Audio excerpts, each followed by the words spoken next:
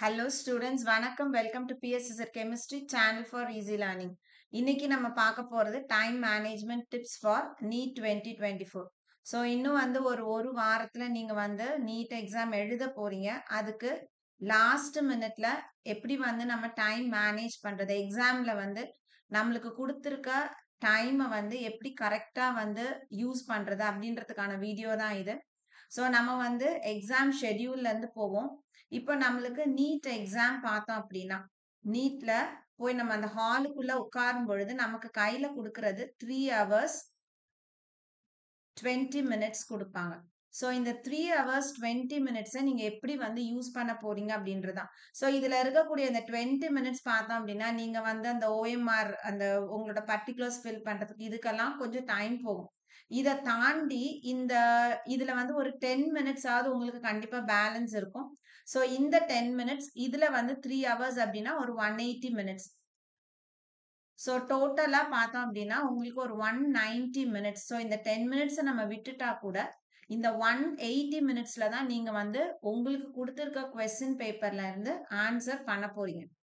இப்போ நம்ம இந்த 10 மினிட்ஸ்ல இருந்து ஸ்டார்ட் பண்ணோம் அப்படின்னா உங்க கையில அந்த கொஸ்டின் புக்லெட் வந்த உடனே உங்களுக்கு உள்ள போகும்போதே தெரியும். நம்மளுக்கு கொஸ்டின் பேப்பர் 3 சப்ஜெக்ட பேஸ் பண்ணியிருக்கும். ஒன்னு physics, chemistry and biology. So பயாலஜியை பொறுத்த வரைக்கும் பாட்னி அண்ட் ஜுவாலஜி. ஸோ பிசிக்ஸ்ல பார்த்தோம் அப்படின்னா மொத்தம் 50 கொஸ்டின்ஸ் கொடுத்துருப்பாங்க. கெமிஸ்ட்ரியில 50 கொஸ்டின்ஸ் இருக்கும். Botany 50 question and zoology 50 questions. So total நமக்கு 200 questions இருக்கும். இந்த 200க்கு தான் நீங்க எவ்வளவு questions attend பண்ணணும் அப்படின்னா 180 questions attend பண்ணணும். அப்படின்னா இந்த 50ல நம்ம 45 questionsம், chemistry 50ல 45 questionsம், botany 45, zoology 45 questions attend பண்ணணும். இப்போ நமக்கு இந்த 45 questions எப்படி பிரிச்சு கொடுத்திருப்பாங்கன்னா ரெண்டு செக்ஷனா பிரிச்சு கொடுத்திருப்பாங்க. ஒன்னு செக்ஷன் A, இன்னொன்னு செக்ஷன் B. சோ செக்ஷன் Aல பார்த்தோம் அப்படின்னா நமக்கு 35 questionsம், செக்ஷன் Bல 15 questionsம் இருக்கும். இப்போ இந்த செக்ஷன் Aவை பொறுத்த வரைக்கும் 35 questionsம் கம்பல்சரி questions, ஆப்ஷன் கிடையாது. ஆனா இங்க இந்த 15 questions செக்ஷன் Bல இருக்கக்கூடிய 15 questionsல நம்ம 10 questions எழுதுனா போதும், 5 questions நமக்கு ஆப்ஷன்ஸ். சோ இப்ப நம்மளுக்கு வேல்யூ பண்ணும் பொழுது பார்த்தோம் அப்படின்னா இது நம்மளுக்கு பிரச்சனை இருக்காது. 35 questionsம் நீங்க அட்டென்ட் பண்ணிருப்பீங்க. இங்க பார்த்தோம் அப்படின்னா நீங்க 10 questions தான் அட்டென்ட் பண்ணணும். சோ 15ல நீங்க 10 மட்டுமே அட்டென்ட் பண்ணிருந்தீங்கன்னா ப்ராப்ளம் கிடையாது. சிலர் என்ன பண்ணுவாங்க அப்படின்னா எல்லா கொஸ்டின்ஸும் அட்டென்ட் பண்ணிடுவாங்க. சோ ஏதாவது கரெக்டான 10 அவங்க வேல்யூக்கு எடுத்துக்குவாங்க அப்படின்னா அது கிடையாது. சோ ஃபர்ஸ்ட் 10 இருக்கிறது மட்டும்தான் நம்மளுக்கு வேல்யூவேஷன்ல எடுத்துக்குவாங்க. இப்ப எக்ஸாம்பிளுக்கு நீங்க மொத்தம் ஒரு 15 கொஸ்டினும் அட்டென்ட் பண்ணிட்டீங்க. சோ ஃபர்ஸ்ட் 10ல பாத்தீங்கன்னா 8 கொஸ்டின்ஸ் உங்களுக்கு கரெக்டா இருக்கு. அதுக்கப்புறம் 12வது 13வது கொஸ்டின் 2 கரெக்டா இருக்குன்னா இந்த 2 இதுல இன்க்ளூட் பண்ணுவாங்கன்னா பண்ண மாட்டாங்க. இது போகவே போகாது. சோ அந்த ஃபர்ஸ்ட் 10 மட்டும்தான் போகும். அப்ப அந்த ஃபர்ஸ்ட் அந்த 8 கொஸ்டினுக்கு மட்டும்தான் உங்களுக்கு மார்க் இருக்கும். சோ அதனால செக்ஷன் B நீங்க ஆன்சர் பண்ணும்போது கொஞ்சம் கேர்ஃபுல்லா ஆன்சர் பண்ணுங்க. சோ இது அந்த கொஸ்டின் பேட்டர்னை பொறுத்தது. அடுத்தது இப்ப நீங்க அந்த கொஸ்டின்ஸ் நீங்க எப்படி அட்டென்ட் பண்ணணும், எப்படி நீங்க சாய்ஸ் எடுக்கணும் அப்படின்னா பேசிக்கா பார்த்தோம்னா எல்லாருமே நம்ம நீட் ப்ரிப்பேர் பண்ற எல்லாருமே இந்த 3 சப்ஜெக்ட்ல பயாலஜி நம்ம கொஞ்சம் நல்லாவே ப்ரிப்பேர் பண்ணிருப்போம். ஏன்னா பயாலஜில ரொம்ப நம்மளுக்கு ப்ராப்ளம்ஸ் வராது. சோ எல்லாமே நம்ம NCERT book line by line படிச்சிருந்தோம் அப்படின்னா நம்மளால கொஸ்டின்ஸ் கொஞ்சம் ஈஸியா அட்டென்ட் பண்ண முடியும். சோ நம்ம இங்க மேல கொடுத்திருந்த இந்த 10 மினிட்ஸ்ல இருந்தே நம்ம ஸ்டார்ட் பண்ணுவோம். இந்த 10 மினிட்ஸ்ல இருந்தே நம்ம என்ன பண்ணணும் அப்படின்னா கொஸ்டின்ஸை ஃபுல்லா நீங்க ரீட் அவுட் பண்ணுங்க. சோ ஒரு கொஸ்டினும் நம்ம படிக்கும் பொழுது நமக்கு தெரியும். பார்த்த உடனே ஆன்சர் எழுதுற மாதிரி இருக்கும் இல்லையா? சோ அந்த மாதிரி கொஸ்டின்ஸ் தான் நீங்க எப்பொழுதுமே ஃபர்ஸ்ட் அட்டென்ட் பண்ணணும். ஃபர்ஸ்ட்ல இருந்து தான் நான் போகணும், நான் பிசிக்ஸ்ல இருந்து தான் நான் ஸ்டார்ட் பண்ணணும் அல்லது கெமிஸ்ட்ரியில இருந்து தான் ஸ்டார்ட் பண்ணணும்னு அவசியம் கிடையாது. சோ இந்த 3 பார்ட்ல எது நீங்க ரொம்ப கான்பிடென்ட்டா இருக்கிறீங்க, உங்களால நிறைய மார்க்ஸ் ஸ்கோர் பண்ண முடியும்ன்ற லெவல் எதுல இருக்கோ அந்த சப்ஜெக்ட்ல ஸ்டார்ட் பண்ணுங்க. சோ 95% ஸ்டூடெண்ட்ஸ் பயாலஜிக்கு தான் போவாங்க.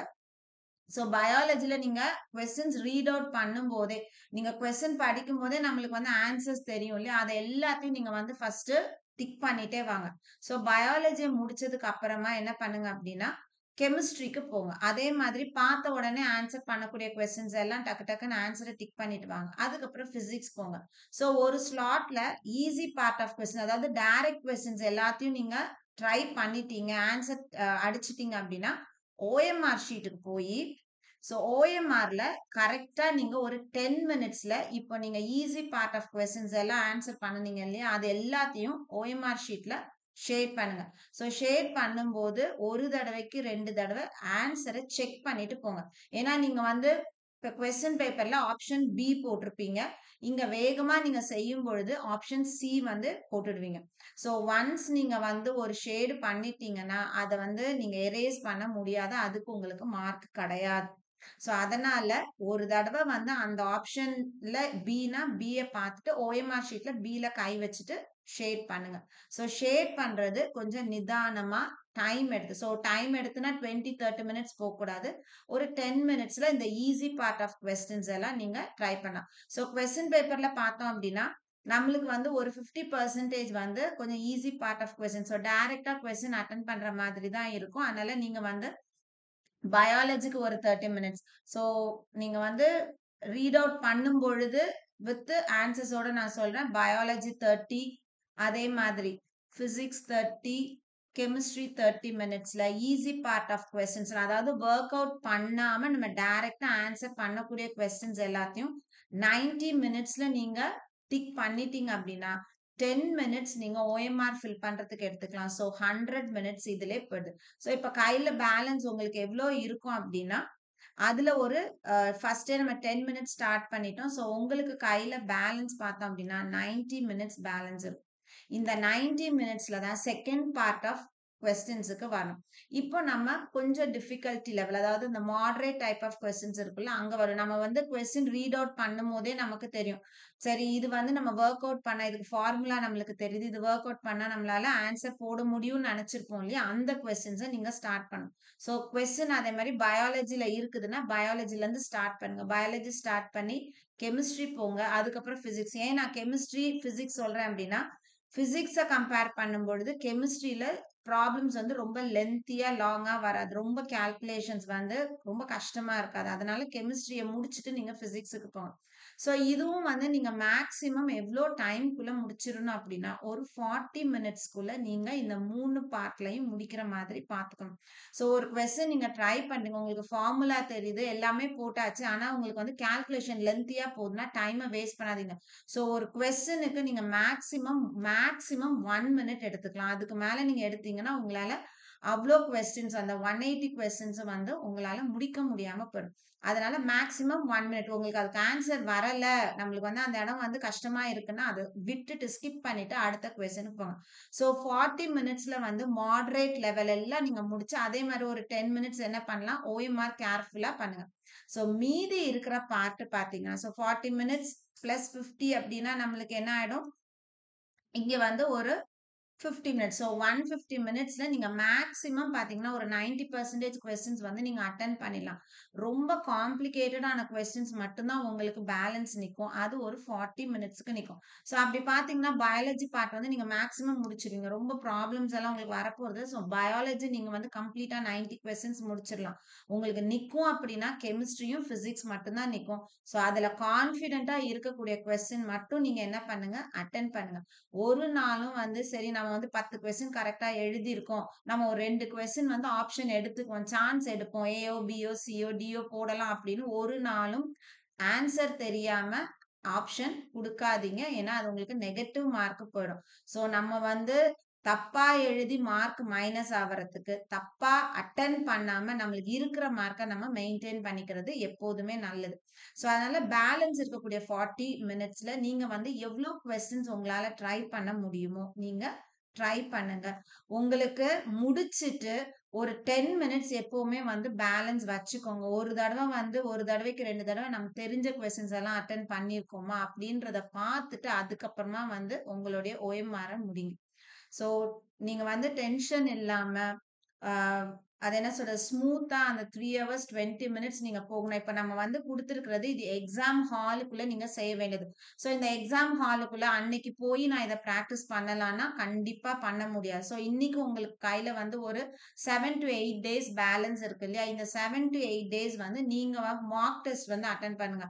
ஒரு full set of question paper எடுத்து டெய்லியுமே ஒரு full set of question paper எடுத்து, அதே 3 ஹவர்ஸ் 20 மினிட்ஸ்க்கு கிளாக் செட் பண்ணி நீங்க என்ன பண்ணுங்க அட்டெண்ட் பண்ணுங்க. மேக்ஸிமம் உங்களால எவ்வளோ கொஸ்டின்ஸ் அட்டெண்ட் பண்ண முடியுதுன்னு பாருங்க. ஸோ இனிஷியலா இதுவரைக்கும் நான் பிராக்டிஸே பண்ணலன்றவங்க கண்டிப்பா பிராக்டிஸ் பண்ணி தான் இருக்கணும். நீங்க முதல் தடவ பண்ணும்பொழுது உங்களுக்கு வந்து இந்த 3 ஹவர்ஸ் 20 மினிட்ஸ்ல உங்களுக்கு 180 கொஸ்டின்ஸ் அட்டெண்ட் பண்ண முடியாம போலாம். ஒரு 100 கொஸ்டின்ஸ் 120 கொஸ்டின்ஸ் நீங்க அட்டெண்ட் பண்ணலாம். ஸோ அத நீங்க மறுபடியும் ஒரு 4, 5 டைம்ஸ் நீங்க mark test full length test எடுத்தீங்க அப்படின்னா, ஃபுல் லென்த்னா பிசிக்ஸ், கெமிஸ்ட்ரி, பயாலஜி எல்லா பார்ட்டுமே இருக்கிற மாரி கொஸ்டின் பேப்பர்ஸ் அட்டெண்ட் பண்ணுனீங்கன்னா, உங்களுக்கு ஃபைனலா போகும்பொழுது கண்டிப்பா வந்து அந்த விஷயங்கள் வந்து யூஸ்ஃபுல்லா இருக்கும். நீங்க எவ்வளோ பிராக்டிஸ் பண்றீங்களோ, அந்த அளவுக்கு உங்களுக்கு வந்து டைம் அந்த இடத்துல மேனேஜ் பண்ண முடியும். சில பிள்ளைங்க வந்து எப்படி இருப்பாங்கன்னா, எல்லாம் படிச்சிருப்பாங்க. எல்லாம் தெரியும். ஆனா என்ன பண்ணிருவாங்க அப்படின்னா, இப்ப பிசிக்ஸ் முதல்ல எடுத்த உடனே பிசிக்ஸ். பிசிக்ஸ், கெமிஸ்ட்ரி எல்லாம் பார்த்தீங்கன்னா, மேக்ஸிமம் உங்களுக்கு வந்து ப்ராப்ளம் சால்விங் செஷன்ஸ் தான் நெறைய இருக்கும். அப்போ நம்ம ஒரு ப்ராப்ளம் எடுத்துக்கிறோம். ஒரு கொஸ்டினுக்கு 5 மினிட்ஸ் நம்ம அப்படி எடுத்துக்கிறோம் அப்படின்னா, அந்த 5 மினிட்ஸ் நம்மளுக்கு போயிடுறது திருப்பி வராது. அந்த 5 மினிட்ஸ்ல நீங்க வந்து ஒரு 6, 7 கொஸ்டின் பயாலஜி கொஸ்டின் நீங்க அட்டெண்ட் பண்ணியிருக்கணும். ஸோ அந்த பார்ட் அப்ப நீங்க ஃப்ரண்ட்ல வந்து டைம வந்து இழுக்க இழுக்க, பின்னாடி பார்த்தீங்க அப்படின்னா, உங்களால அட்டெண்ட் பண்ண முடியாது. அதனால எப்பொழுதுமே நீங்க வந்து ஒரு காம்படிட்டிவ் எக்ஸாம்ஸ் போறீங்க அப்படின்னா, நம்ம எந்த பார்ட்ட ஈஸியா அட்டெண்ட் பண்ண முடியுமோ, அந்த பார்ட்ட தான் நீங்க ஃபர்ஸ்ட்டு கை வைங்க. ஏன்னா நம்ம கொஸ்டின் ரீட் பண்ணாம நம்ம கண்டிப்பா என்ன பண்ண போறதில்ல, ஆப்ஷன்ஸ் போறதில்ல. ஸோ கொஸ்டின்ஸ் ரீட் பண்ணிட்டே வரும்பொழுது ஆன்ஸர டிக் பண்ணிட்டே வாங்க. ஸோ ஆன்ஸர டிக் பண்ணி ஈஸி பார்ட்ட முடிச்சு, ஓஎம்ஆர் முடிச்சதுக்கு அப்புறமா மாடரேட் கொஸ்டினுக்கு போங்க. அதாவது மாடரேட் அப்படின்னா நான் எத வச்சு சொல்றேன், நீங்க ரீட் அவுட் பண்ணும்போது தெரியும். ஸோ இந்த ஃபார்முலா தான் இதுக்கு.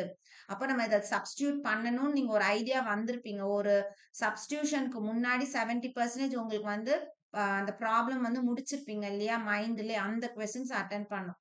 இதெல்லாம் அட்டெண்ட் பண்ணதுக்கு அப்புறம் தான் நம்ம டவுட்டா இருக்கிற கொஸ்டின ட்ரையே பண்ணணும். ஸோ இது வந்து கண்டிப்பா உங்களுக்கு செஞ்சு தான் ஆகணும். அப்பதான் அந்த நீட் எக்ஸாம் கான்ஃபிடென்ட்டா நீங்க போக முடியும். ஸோ அதனால தான் இந்த வீடியோ வந்து ஒரு 6, 7 டேஸ் முன்னாடி வந்து நாங்க குடுக்குறேன். நீங்க இந்த 6, 7 டேஸ் வந்து மார்க் டெஸ்ட் எடுங்க. நெறைய ஆப்ஸ் இருக்குது. நெறைய வெப்சைட்டுக்குள்ள வந்து உங்களுக்கு மார்க் டெஸ்ட் ஃபெசிலிட்டீஸ், ஆன்லைன் ஃபெசிலிட்டீஸே இருக்கு. ஸோ அந்த மாதிரி நீங்க வந்து கொஸ்டின்ஸ வந்து அட்டெண்ட் பண்ணி உங்களுக்கு ட்ரை பண்ணிக்கோங்க. பிராக்டிஸ் பண்ணுங்க. ஸோ கண்டிப்பா வந்து இந்த வீடியோ உங்களுக்கு யூஸ்ஃபுல்லா இருந்திருக்கும்னு நெனைக்கிறேன். கான்ஃபிடென்ட்டா வந்து பிராக்டிஸ் பண்ணுங்க. கண்டிப்பா வந்து சக்சஸ்ஃபுல் ஆகலாம். அதே மாதிரி வெறுசா நம்ம படிச்சுட்டே இருந்தா போதுமா அப்டின்னா, கண்டிப்பா ஹெல்த்தும் ரொம்ப முக்கியம். கொஞ்ச நேரமாவது சிலர் வந்து தூங்காமலே வந்து படிப்பீங்க. கண்டிப்பா வந்து ஒரு 6 ஹவர்ஸ் வந்து ரெஸ்ட் எடுங்க. ரெஸ்ட் எடுத்துட்டு நெறைய தண்ணி குடிங்க. நல்ல ஹெல்த்தியா வந்து சாப்பிடுங்க. கான்ஃபிடென்ட்டா போய் எக்ஸாம் அட்டெண்ட் பண்ணுங்க. All the best. Thank you.